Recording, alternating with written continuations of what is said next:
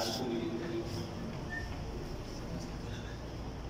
أما بعد فأعوذ بالله من الشيطان الرجيم بسم الله الرحمن الرحيم من عمل صالحا من ذكر أو أنثى وهو مؤمن فلنحيينه حياة طيبة ولنجزينهم أجرهم بأحسن ما كانوا يعملون.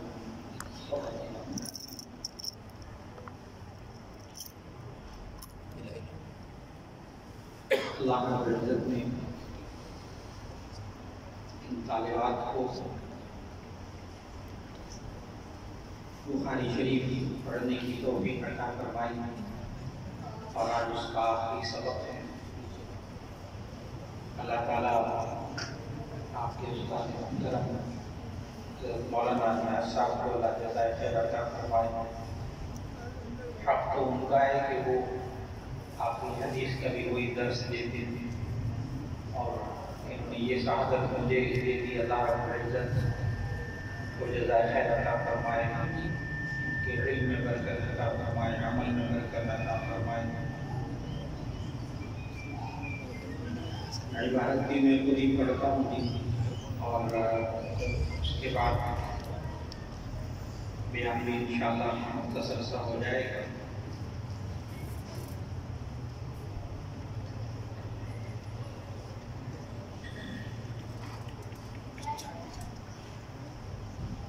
بسم اللہ الرحمن الرحیم.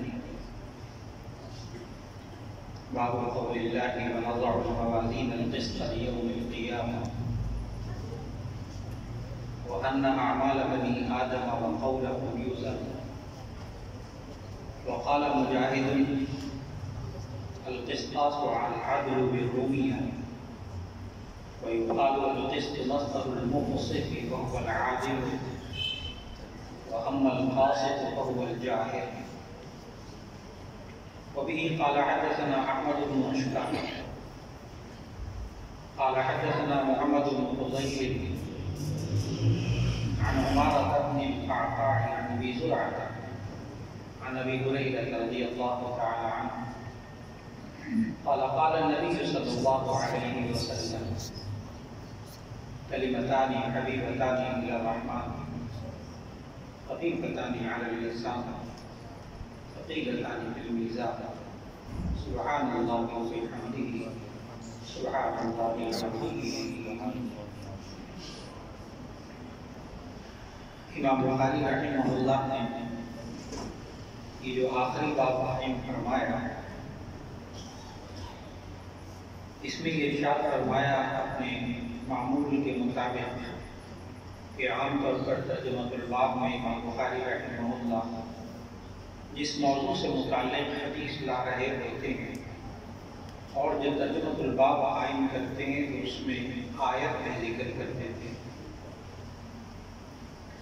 چنانچہ یہاں بھی امام بخاری رحمہ اللہ نے اپنے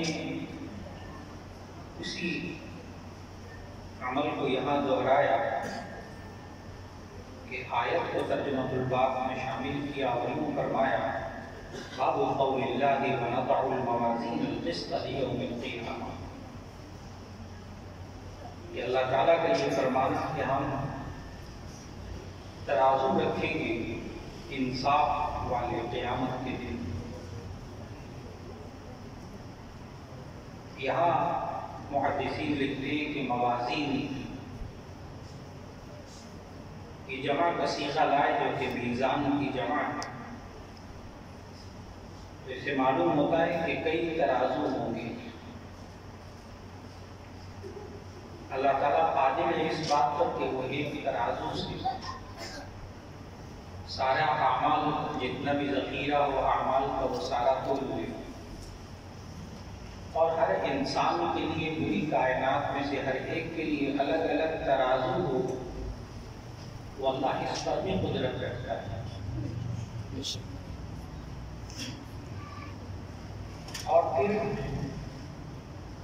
اس میں تولا جس چیز کو جائے گا اس کی وضاحت کی امام بخاری رحمہ اللہ نے وَأَنَّ أَعْمَالَ بَنِي آدَمَ وَقَوْلَهُمْ يُوزَنُ کہ بنی آدم کے اعمال اور ان کے اقوال کو تولا جائے گا۔ آپ طالبات جانتی ہیں کہ اعمال تو عمل کی جمع ہے اور قول یہ واحد ہے، تو اعمال کو جمع لائے اور قول کا لفظ مفرد لائے۔ یہاں اقوال نہیں کیا لیکن میں نے ترجمہ اقوال کر دیا، اس لیے کہ قول مصدر ہے اور مصدر کا اطلاق قلیل پر بھی ہوتا ہے، کثیر پر بھی ہوتا ہے۔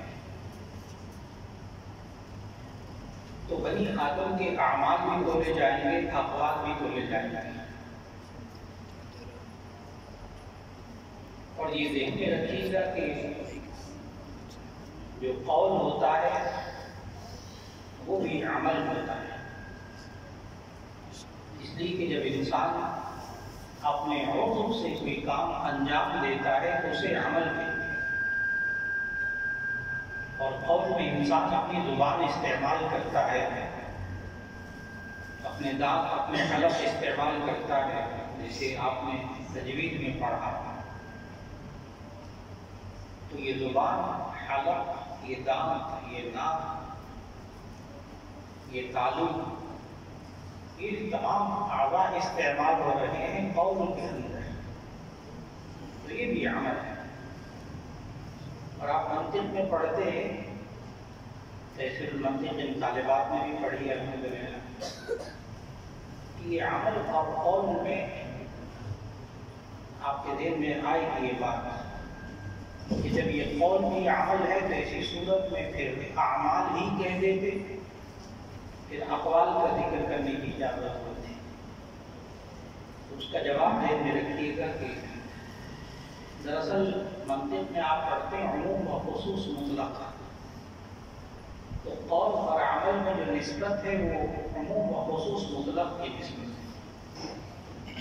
ہر قول عمل ہوتا ہے لیکن ہر عمل قول نہیں ہوتا،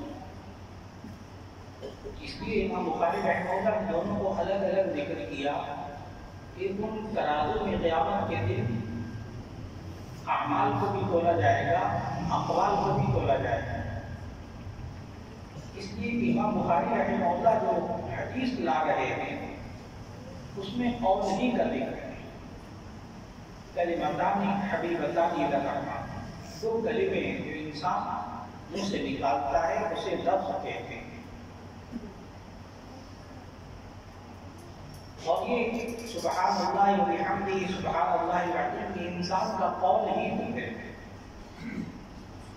اس لیے اقوال کا لفظ نہیں ہے تاکہ حدیث ترجمۃ الباب سے مطابق ہو جائے۔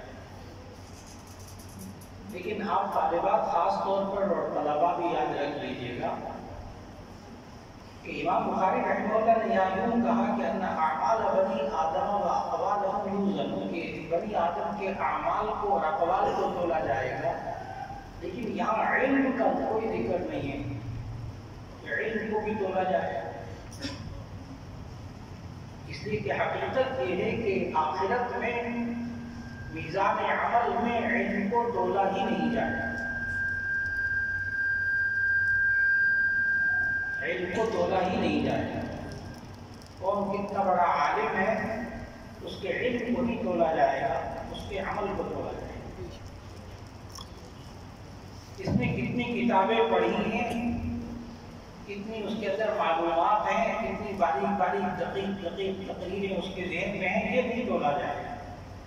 ان تقریروں پر اس نے عمل کتنا کیا یہ تولا جائے گا۔ کوئی آیت کوئی حدیث ایسی نہیں ہے کہ جس میں یہ بتایا گیا ہو کہ علماء کو ان کے علم کے ساتھ تولا جائے کہ کون کتنا وزنی عالم ہے۔ ہو سکتا ہے کوئی میرے جیسا عالم ہو اور وہ بے وزن ہو جائے، کیسے کہ وہ ریاکاری دکھاوا، ساری زندگی پڑھاتا رہا ریاکاری کے لیے، دکھانے کے لیے، تاکہ لوگ کہیں میں بڑا عالم ہوں، ٹھیک ہے، میدان عمل میں اس کے عمل بیکار ہو جائے، وہ تو شہید کی شہادت بھی بیکار ہو جائے گی، قاری کی قراءت بھی بیکار ہو جائے گی، سخی کی سخاوت بھی بیکار ہو جائے گی۔ تینوں باتیں آپ نے حدیث میں پڑھی ہیں۔ اس لیے اگر کوئی شخص اس کا درست ہوگا تو ایسی صورت میں یاد رکھ لیجیے گا نجات کے لیے دو چیزیں ضروری ہوتی ہیں، ایک ایمان اور ایک عمل۔ یہ بھی آپ تعلیمات میں آپ علماء بخاری شریف میں شروع کے ابواب میں بالکل پڑھتے ہیں کہ نجات کے لیے ایمان بھی ضروری ہے، عمل بھی ضروری ہے۔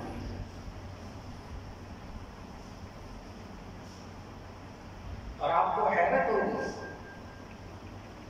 ہمارے حضرت مولانا عبدالرحمن اشرفی صاحب رحمۃ اللہ علیہ بڑی سختی کے ساتھ اور بڑے مزے لے کر ایک جملہ کہا تھا، آپ اس جملے پر غور کیجیے، آسان سا جملہ ہے۔ کہتے تھے کہ ایمان جاننے کا نام نہیں ہے، ایمان ماننے کا نام ہے۔ اگر کوئی اللہ کو ایک جانتا ہو تو وہ مؤمن نہیں ہوگا۔ صرف جاننے سے ایمان نہیں ہوگا، ایمان نام ہے ماننا، اور ماننا یہ عمل ہے۔ معلوم ہوا ایمان بھی عمل ہے۔ اگر کوئی میں کہے اللہ کو میں ایک جانتا ہوں، مجھے فرض نماز فرض ہے میں جانتا ہوں، زکات فرض ہے میں جانتا ہوں، فرشتے اگر حق ہے میں جانتا ہوں، فرشتے ہیں میں جانتا ہوں، جنت اور جہنم کو میں جانتا ہوں کہ آخرت میں ہے، یہ مومن نہیں کہلائے گا۔ بعض غیر مسلم ہوتے ہیں وہ قرآن حکیم کا ترجمہ بہت اچھی طرح جانتے ہیں، دینی معلومات ان کے اندر بہت ساری ہوتی ہیں، لیکن وہ جانتے ہیں مانتے نہیں ہیں، اس لیے ان کو مومن نہیں کہا جاتا۔ تو معلوم ہوا کہ ایمان بھی عمل کرنا ہے، خالی علم جو ہے وہ ایمان میں بھی کام نہیں آتا۔ ممکن ہے پھر آپ کے ذہن میں ایک سوال آئے کہ پھر 8 سال ہم پڑھتے رہے، طالبات 6 سال پڑھتے ہیں، علم پڑھتے رہے، پھر اس کی ضرورت کیا ہے جب تولا ہی نہیں جائے گا؟ اس کا جواب یاد رکھیں، جس طرح وضو نماز کے لیے شرط ہے، اس لیے اسی طرح عمل کے لیے علم شرط ہے۔ آپ نے نماز پڑھنی ہے تو آپ کو نماز کا پورا طریقہ آپ جانتے ہوں گے تو نماز پڑھیں گے۔ زکات دینے کا طریقہ پتہ ہوگا تو آپ زکات ادا کریں گے۔ حج کا طریقہ آپ جانتے ہوں گے تو حج صحیح طریقے سے ادا کر سکیں گے۔ تو علم یہ عمل کے لیے شرط ہے، عمل کامل کے لیے شرط ہے، جس طرح وضو نماز کے لیے شرط ہے۔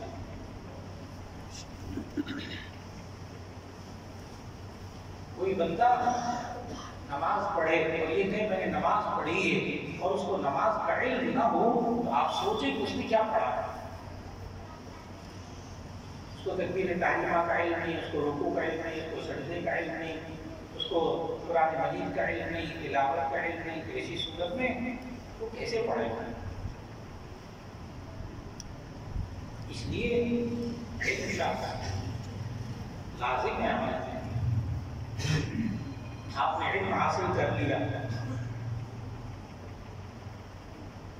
اگرچہ طلبا یہاں بیٹھے ہیں، طالبات بھی ذہن میں رکھیں، ہمارے اساتذہ مشائخ ماشاءاللہ اس نے زیادہ تشریف فرمائیں، یہ ساری زندگی یہی کہتے رہتے ہیں طلبا کو کہ علم حاصل کرو اللہ کی رضا کے لیے۔ یہ سب مشائخ اپنے طلبا کو یہی سمجھاتا ہے، بالکل صحیح سمجھاتا ہے کہ علم حاصل کرو اللہ کی رضا کے لیے، یعنی اپنے آپ کو خالص رکھو، اخلاص پیدا کرو، اللہ کے لیے علم حاصل کرو، یہ ہے اللہ کی رضا، اللہ کی رضا کے لیے علم حاصل کرو۔ بالکل مشائخ بالکل درست کہتے ہیں، 8 سال طلبا کو اور 6 سال طالبات کو سمجھاتے رہتے ہیں، اس سے طلبا کیا سمجھتے ہیں؟ طلبا اور طالبات اس جملے سے یہ سمجھتے ہیں کہ ہم نے علم حاصل کر لیا، اللہ راضی ہو گیا، اب ہم کیا کریں؟ چنانچہ طالبات بھی سوال کرتی ہیں، ہم عالمات بن گئی ہیں، اب ہم کیا کریں؟ طلبا بھی ہمارے حدیث والے یہی سوال کرتے ہیں، ہم عالم بن گئے، ہم کیا کریں؟ اس لیے کہ ان کے ذہن میں اس جملے سے یہ بات سمجھ میں آتی ہے کہ ہم نے جب علم حاصل کر لیا تو اللہ راضی ہو گیا، استاد اب کیا کریں؟ اور یہ بڑی غلط فہمی ہے، کسی آیت میں کسی حدیث میں یہ نہیں آتا کہ علم حاصل کرنے سے اللہ راضی ہو جاتا ہے. کسی حدیث میں نہیں آتا کہ علم حاصل کرو اللہ راضی ہو جائے. سوال بدل نہیں ہوتا. اگر علم سے اللہ راضی ہوتا تو شیطان سے اللہ راضی ہو جاتا، اس کے بعد اچھا خاصا علم موجود. شیطان کے پاس اچھا خاصا علم موجود. اللہ ناراض ہوا شیطان سے، اس کی عمل نہیں. خالی علم حاصل کرنے سے اللہ راضی نہیں ہوتا. پھر اللہ کیسے راضی ہوتا ہے؟ دو باتوں سے. اللہ راضی ہوتا ہے دو باتوں سے. ان میں سے ایک بھی کم ہوگی تو اللہ راضی نہیں ہوگا. طالبات غور سے سنیں کہ انہوں نے کرنا کیا ہے. اللہ کو راضی کرنا ہے. اب آئندہ زندگی میں کیا کرنا ہے؟ اللہ کو راضی کرنا. کیسے؟ نمبر ایک، جو پڑھا ہے، جو علم حاصل کیا ہے، اس کے مطابق عمل خود کرنا. جو علم پڑھا ہے قرآن اور حدیث میں جو کچھ پڑھا ہے اس پر خود عمل کرنا، نمبر ایک. اور نمبر دو، اس جو کچھ قرآن اور حدیث کا علم پڑھا ہے اس کو دوسروں تک منتقل کرنا. اس سے اللہ راضی نہیں. اگر خود عمل کیا ماشاءاللہ، تہجد بھی، نوافل بھی، وقت نمازیں بھی، اور ماشاءاللہ منتقیہ بہت بڑی، لیکن دوسروں کو نہیں پہنچایا، اللہ راضی نہیں ہوگا. اللہ راضی نہیں ہوگا. اللہ ناراض ہو جائے گا. دوسروں کو کیوں نہیں بتائیں گے؟ دوسروں کو کیوں نہیں پڑھایا؟ دوسروں کو ان کی اصلاح کیوں نہیں کی؟ ان کے اندر سے گناہوں کو کیوں نہیں نکالا؟ ان کو نیکیاں کیوں نہیں سکھائیں؟ اور اگر ساری زندگی وہ علم دوسروں کو بتاتے رہے، خود عمل نہ کیا تو بھی اللہ ناراض ہو جائے گا. تأمرون الناس بالبر وتنسون انفسکم. لوگوں کو حکم دیتے ہو، خود اپنے آپ کو بھول جاتے ہیں، پھر اللہ ناراض ہو جاتا ہے. اللہ راضی ہوتا ہے دو طریقوں سے. نمبر ایک، خود عمل کریں جو پڑھا ہے. نمبر دو، جو پڑھا ہے اسے دوسروں تک پہنچانا. ان دو کاموں کو کرنے سے اللہ راضی ہوگا.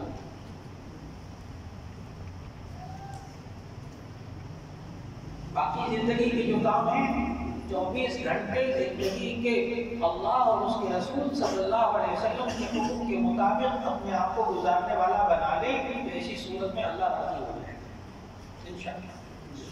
یہ وہ سوال کا جواب ہے کہ ہم عالمات بن گئی ہیں یا ہم عالم بن گئے، اب ہم کیا کریں؟ پھر امام بخاری رحمہ اللہ نے آگے حضرت مجاہد رحمہ اللہ کا جو مفسر قرآن بھی ہے، محدث بھی ہے، ایک اور نقل کیا، القسطاس العدل. یہ قسطاس جو ہے وہ انصاف کرنے کو کہتے ہیں.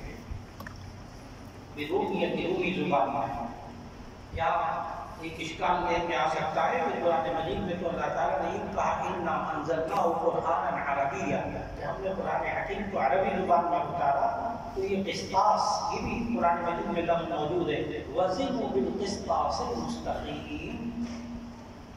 تو اگر یہ رومی زبان کا لفظ ہے تو پھر یہ کیسے کہنا درست ہوا کہ قرآن عربی میں نازل ہوا؟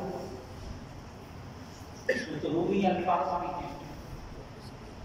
اس کا جواب یاد رکھ لیجیے گا کہ جب کسی زبان کے الفاظ دوسری زبان میں منتقل ہو جائے اور دوسری زبان کے اندر استعمال کرنے والے ہو جائے تو اسی صورت میں وہ اسی زبان کا لفظ شمار ہونے لگتا ہے. آپ کی اردو زبان، اردو کا لفظی معنی ہوتا ہے لشکر. یہ خود ترکی زبان کا لفظ ہے.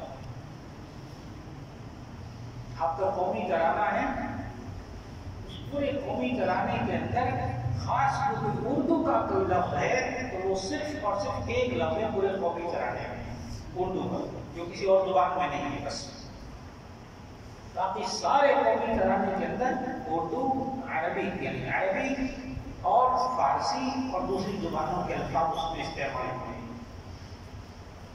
اور پورے قومی ترانے کے اندر ایک لفظ جو صرف اردو میں استعمال ہوتا ہے اور کہیں استعمال نہیں ہوتا کسی زبان میں، وہ ہے کاف. کا نظام. تو وہ کاف الف کا جو ہے وہ صرف ایک لفظ ہے پورے قومی ترانے میں اردو میں. بس اردو زبان جو کسی اور زبان میں نہیں ہے. لیکن ہم اس قومی ترانے کو اردو زبان میں کہتے ہیں اس لیے کہ اس کے باقی سارے الفاظ جب اردو میں استعمال ہونے لگے اب وہ اردو کا حصہ بن گئے. تو قرآن حکیم عربی ہی میں نازل ہوا، اب یہ الفاظ عربی ہی کے شمار ہوں گے.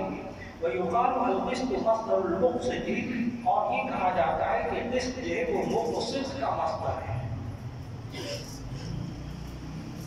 آپ نے صرف پڑھی، آپ معلمات نے بھی، طالبات نے بھی، آپ طلباء نے بھی صرف پڑھی، تو اس جملے پر وہ بالکل صرف پڑھنے والا بھی چونکتا ہے. کہتے ہیں القسط مصدر المقسط، کہ قسط جو ہے وہ مقسط کا مصدر ہے. تو حالانکہ مقسط باب افعال ہے، اقسط یقسط اقساطا فهو مقسط، تو مقسط کا جو مصدر ہے وہ تو اقساط ہوتا ہے نہ کہ قسط ہوتا ہے. امام بخاری رحمہ اللہ نے کیا کہا؟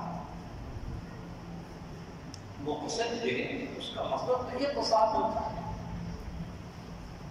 تو یہ کیا کہا امام بخاری رحمہ اللہ؟ اس کا جواب ذہن میں رکھیے گا. کئی جوابات ہیں ماشاءاللہ محدثین، آسان ترین جواب ذہن میں رکھیے کہ اصل میں امام بخاری رحمہ اللہ نے القسط مصدر المقسط کہہ کر بتایا کہ یہ قسط جو ہے یہ مقسط کا مصدر المصدر ہے،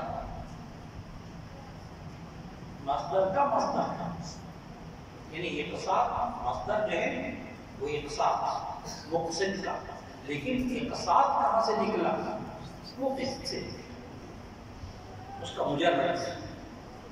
اور اس وجہ سے بھی بتایا کہ آگے فرمایا کہ وَهُوَ الْعَادِلُ، یہ قسط یہ بھی قرآن مجید میں آیا، مقسط بھی قرآن مجید میں آیا. ان اللہ یحب المقسطین، بے شک اللہ تعالیٰ انصاف کرنے والوں کو پسند کرتا ہے. اور قسط کا لفظ ابھی پڑھا آپ نے، وَنَضَعُ الْمَوَازِينَ الْقِسْطَ لِيَوْمِ الْقِیَامَہ، آپ نے غور کیا قسطاس بھی قرآن میں ہے، قسط بھی قرآن میں ہے، اور مقسط بھی قرآن میں ہے. لیکن آگے امام بخاری رحمہ اللہ نے ایک لفظ کہا وَأَمَّا الْقَاسِطُ فَهُوَ الْجَائِرُ. اصل میں جب آپ نے قسط کا معنی انصاف پڑھا اور مقسط کا معنی بھی انصاف کرنے والا پڑھا اور قسطاس کا معنی بھی انصاف پڑھا، تو ایک جگہ جا کر سورۃ الجن میں انسان پریشانی میں مبتلا ہوتا ہے. ایک آیت پڑھ کر سورۃ الجن، وَأَمَّا الْقَاسِطُونَ فَكَانُوا لِجَهَنَّمَ حُطَبًا، وَأَمَّا الْقَاسِطُونَ وہاں ترجمہ ہے انصاف کرنے والا، وہاں ترجمہ آپ کر نہیں سکتے.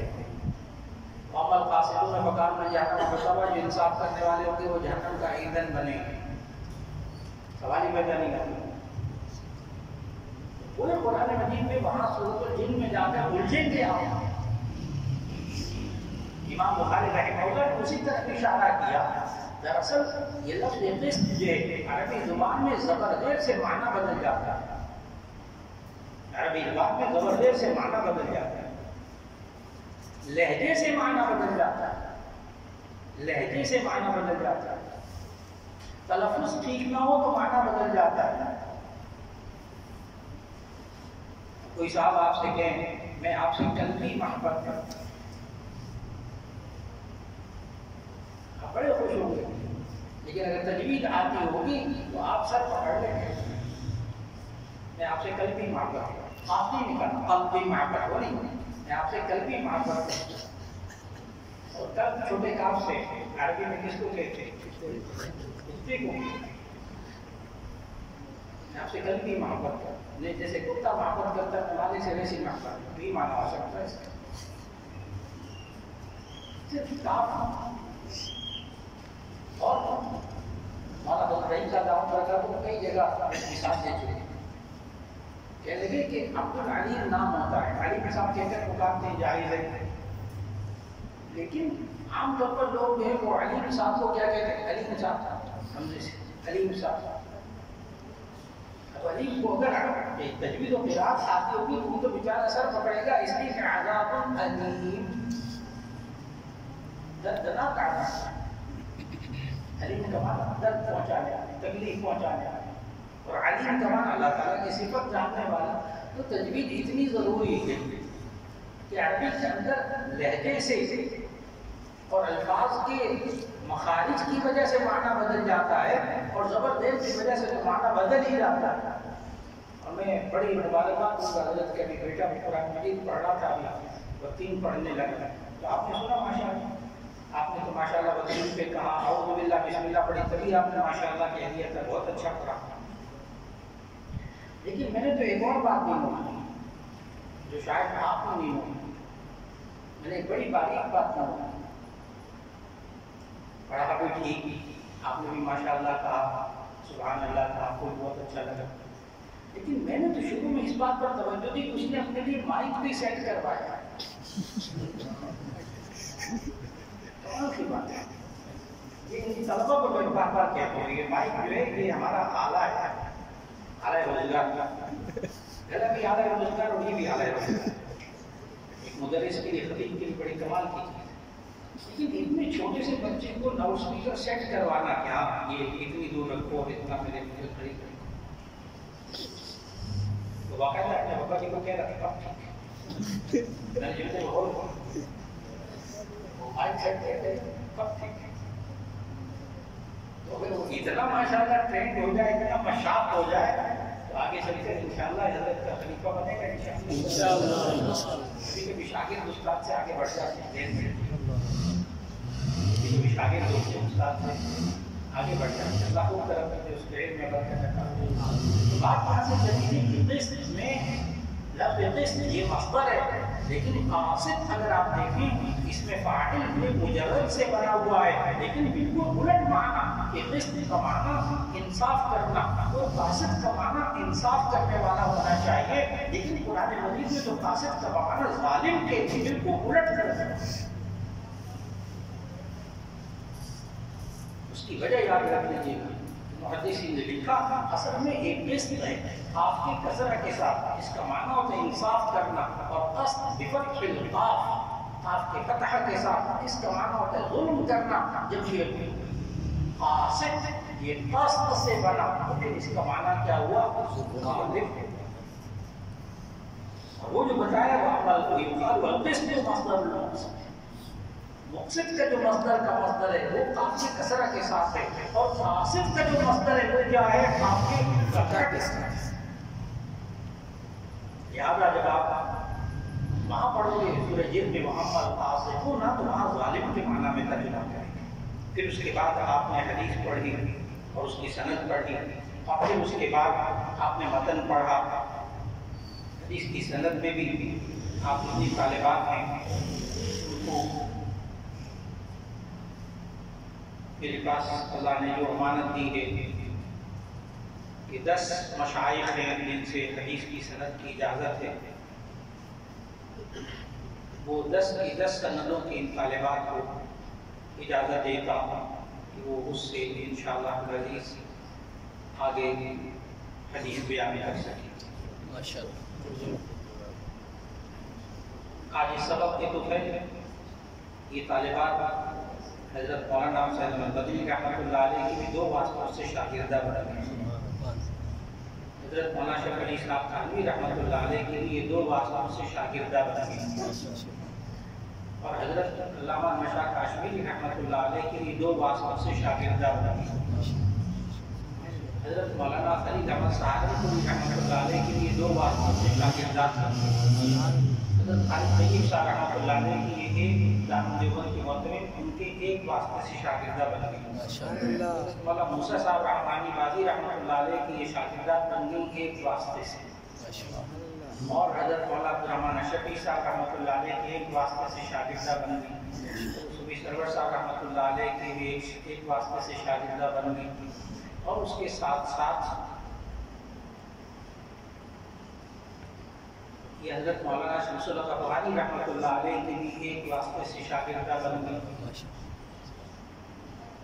اور حضرت مولانا فضل الرحمان صاحب دامت برکاتہ ان کے والد محترم حضرت مفتی محمود صاحب رحمۃ اللہ علیہ ان کی بھی یہ شاگردہ بن گئی 1 واسطے سے. اور مولانا سلیم الحق صاحب رحمۃ اللہ علیہ کے والد محترم حضرت مولانا عبدالحق صاحب تھوڑا کٹک کر لے ان کی بھی یہ شاگردات بن گئی 1 واسطے سے. ان کو تمام سندوں کی اجازت انشاءاللہ. اور حضرت ابو ہریرہ رضی اللہ تعالی عنہ سے روایت قال قال النبی صلی اللہ علیہ وسلم کلمتان حبیبتان الی الرحمن، نبی صلی اللہ علیہ وسلم نے فرمایا دو کلمے ہیں جو اللہ تعالیٰ کو بہت محبوب ہیں، خفیفتان علی اللسان، زبان پر بہت ہلکے ہیں، ثقیلتان فی المیزان، میزان عمل میں بہت بھاری ہیں۔ آپ سب خواتین اتنی آواز کے وہیں آواز کمرے میں رہے اور یہ مرد حضرات اونچی آواز سے ایک ایک شخص جو ہے وہ یہ کلمات پڑھ لے میرے ساتھ، اس لیے کہ اگر اس مجلس میں اس محفل میں ایک شخص کا بھی یہ ایک مرتبہ کلمہ پڑھنا اگر اللہ کے ہاں قبول ہو گیا تو حدیث بطاقہ والا منظر سامنے آ جائے گا جو آپ نے پڑھا، حدیث بطاقہ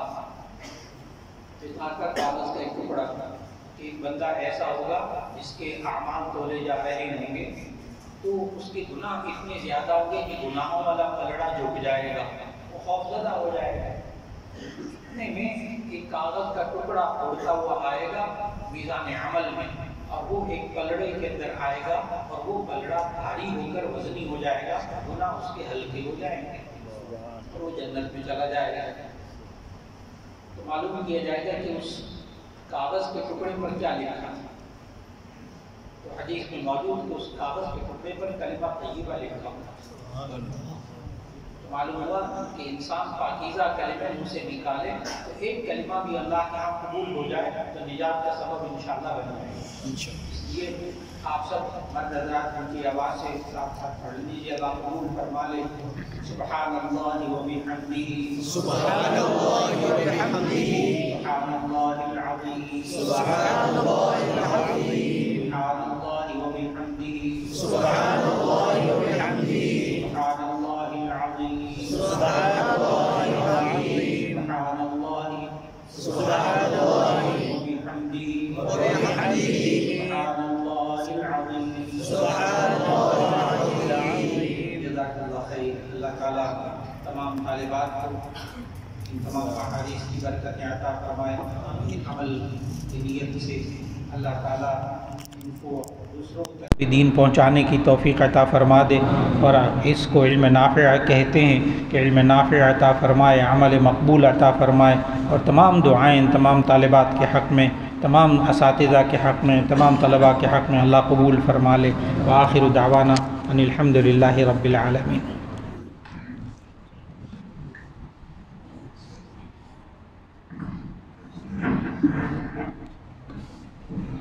بہت مبارک ہو مولانا، بہت مبارک ہو، اللہ قبول فرما لے۔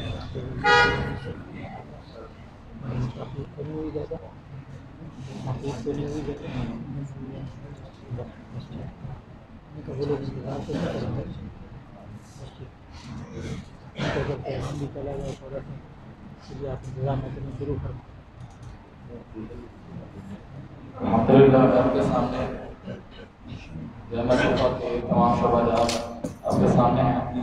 اس کے علاوہ اس سال جو ایک نئے شعبہ کا آغاز کیا ہم نے، آن لائن تجوید کورس، اس کا تھوڑا سا تعارف کر دیتا ہوں۔ ایک تو اس کے اندر طلباء جو شریک ہوئے وہ 100 کے قریب تھے۔ پہلا 3 ماہ کا کورس تھا، اس کے اندر 40 علماء اور حفاظ نے شرکت کی، اور 15 اس طرح کے طلباء تھے جو مکمل 3 ماہ کورس کے اندر ہمارے ساتھ شریک رہے۔ دوسرا کورس شروع ہوا اور ابھی جاری ہے، اس کے اندر تقریباً 60 علماء کرام اور حفاظ نے شرکت کی، جن میں سے 34 طلباء جو ہمارے ساتھ کورس کے اندر مکمل شریک ہیں۔ اور اس کی خصوصیت ایک یہ تھی کہ جتنے بھی آن لائن کورس ہوتے ہیں اس کے اندر اس کورس کی، تجوید کورس کی خصوصیت یہ تھی کہ ہر سبق جو بھیجا جاتا تھا فرداً ہر طالب علم سے سنا بھی جاتا تھا تجوید کا، اور اس طرح کا آن لائن کورس دیکھا نہیں گیا۔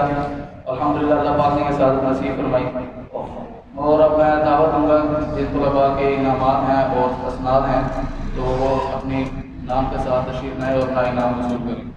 تو سب سے پہلے حفاظ کرام ان کی دستار بندی ہے، ان میں حافظ احمد رضی صاحب ہیں، وہ تشریف لائیں اور دستار بندی کریں۔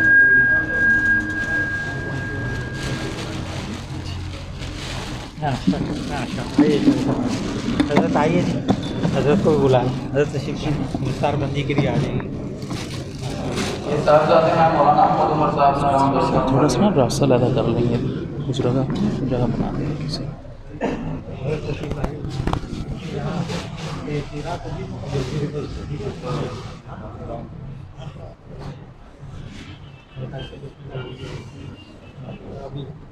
اور دوسرے طالب علم ہیں حافظ برہان اکبر صاحب. بسم اللہ آگے. بہت مبارک.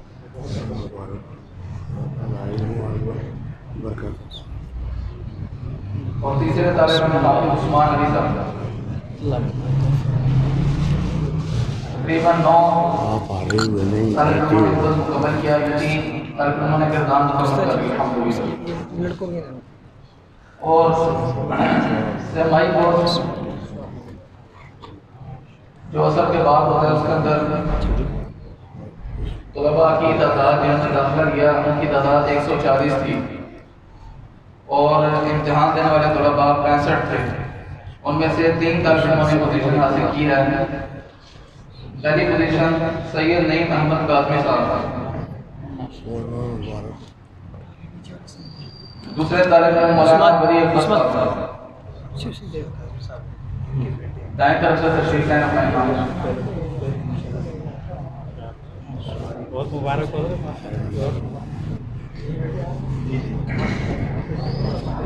اور تیسری پوزیشن حاصل کی ہے حافظ محمد کاشف بن فتح گل.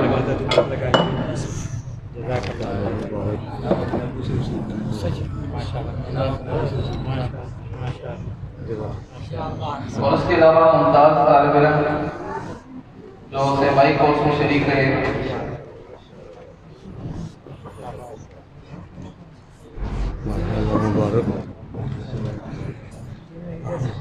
حافظ صابر حسین صاحب اپنی صنعت حصول کر لی.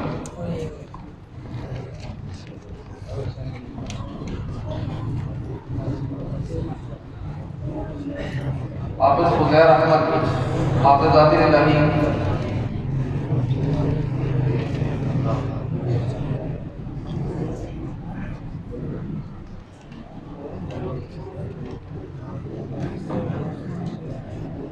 حافظ محمد شفیق عاصم شہزاد عثمان غنی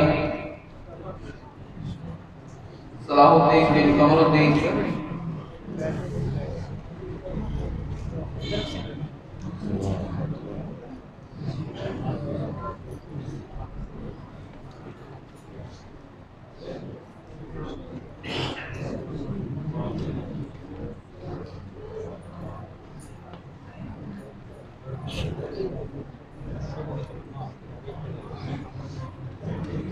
اور 1 سال قانون مدارس کا مکمل حساب پڑھنے والے طلباء کرام اور انہوں نے 100% رزلٹ دیا وفاق کے امتحان میں.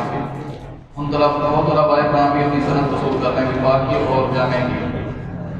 مولانا نعیم اللہ صاحب جو سال ہمارے یہاں شعبۂ بس کے.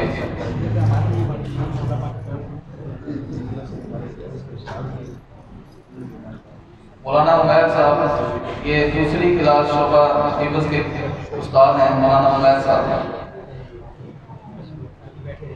مولانا افضل صاحب.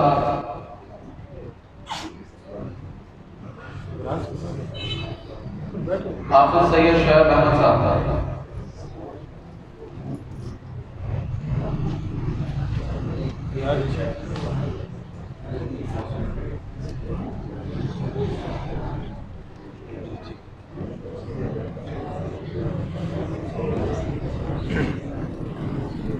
تشریف رکھیں میں تشریف بیٹھ جائیں.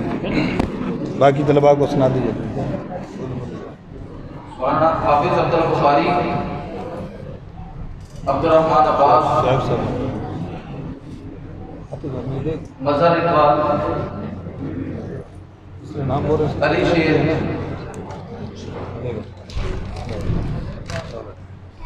علی شیر بیٹا.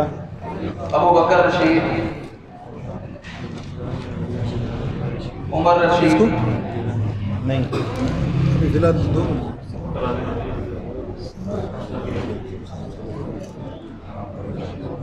مولانا محمد افضل افضل صاحب.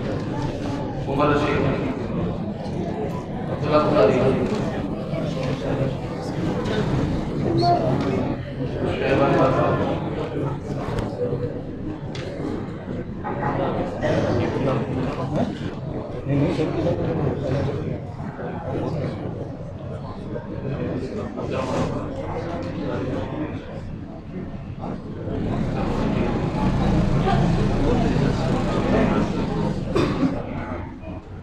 السلام علیکم.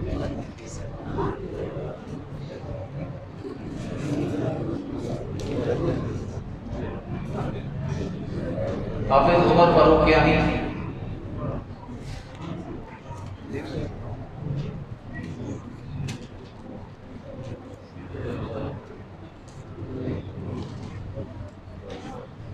حافظ صلاح الدین بن انور خان. حافظ فیض اللہ. حافظ محمد عابد. حافظ اسد محمود. حافظ عبدالحکیم. حافظ یار محمد. عبد الباسط بن عبد الخالق.